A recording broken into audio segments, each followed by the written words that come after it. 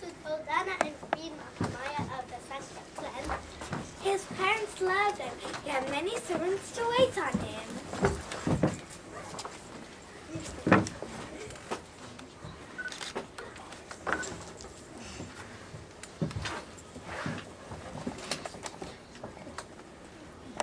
The finest clothes and a different palace for each season of the year. The Buddha grew to become a charming child.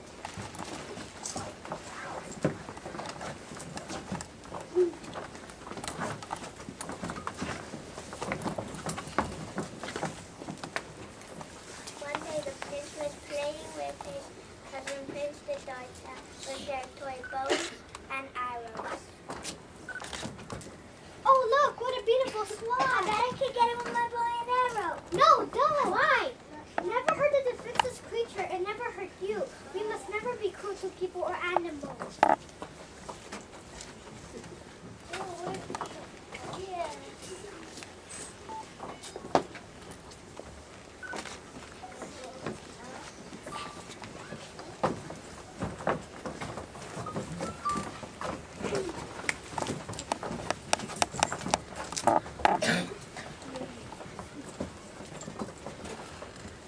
Years passed. The passionate child grew into a young charming man.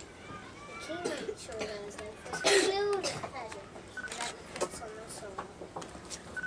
And so at the age of 16, the king arranged for the prince to be wedded to the beautiful princess Yashoda.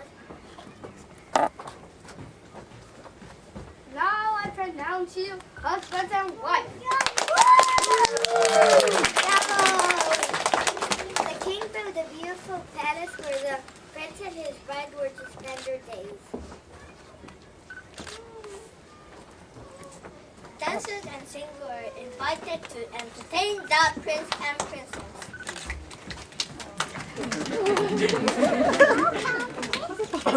For a while, the prince and princess lived happily in their palace.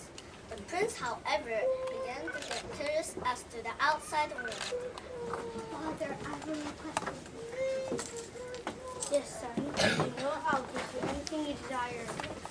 Please don't take me ungrateful, but you have given me a wonderful life and all the world that possessions my heart can desire.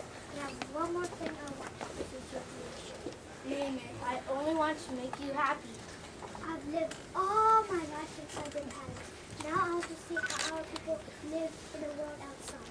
Son, I'm shocked. What need have you to leave the palace walls? You have everything you need here. What reason is there for you to leave the palace? You have given me everything I ever wanted, but my life is not how our people live outside. But please let me go outside and see some outside. Son, very well. If it is your wish to go, I will let you. But your visits are short. I must return to the palace. Servant, come here. Yes, sir. How may I serve you? Call the royal chariot driver. As you wish, sir. Chana, Chana. Back to the audience. My king, how can I serve you today? My son wishes to leave the palace to visit parts of the kingdom. Take him where he wishes to go, but make sure that he returns the same day. As you wish, sir. With this, the prince undertook a series of trips outside the palace. He wanted to know what life was like and what life for most people was about.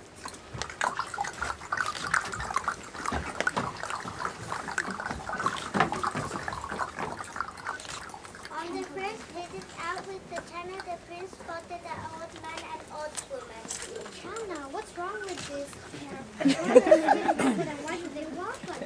Sir, this pair are old. We will end up in the sort of state as we are about to get now.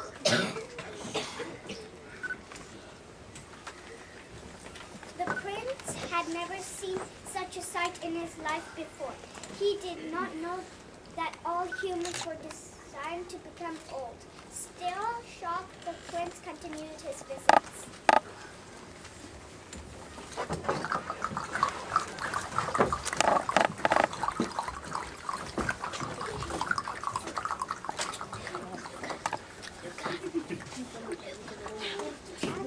What's wrong with this man? Why is he groaning?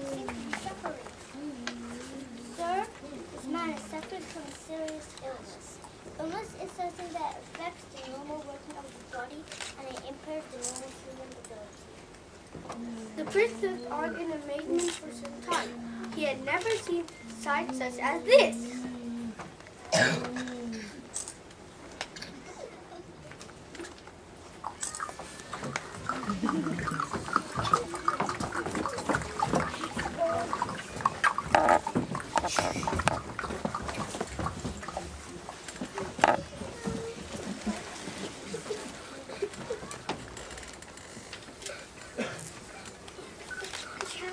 Why is this man lying so still? Why can't he walk? And why are all these people around him crying? Sir, this man has left his earthly body. He is no more and is passed on. He has died in peace. The prince had become deeply shocked and affected by what he had seen. He had his thoughts on the events he had seen outside the palace and began to wonder, was there nobody who was free from suffering?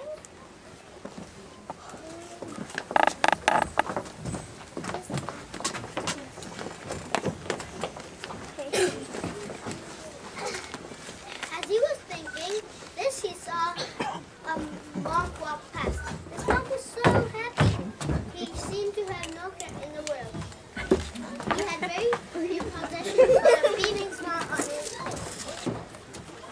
Chana, who is this man? Why is he so happy? This man is a monk, sir. The monk has left his family to give up his desire for pleasure, search freedom from worldly sin.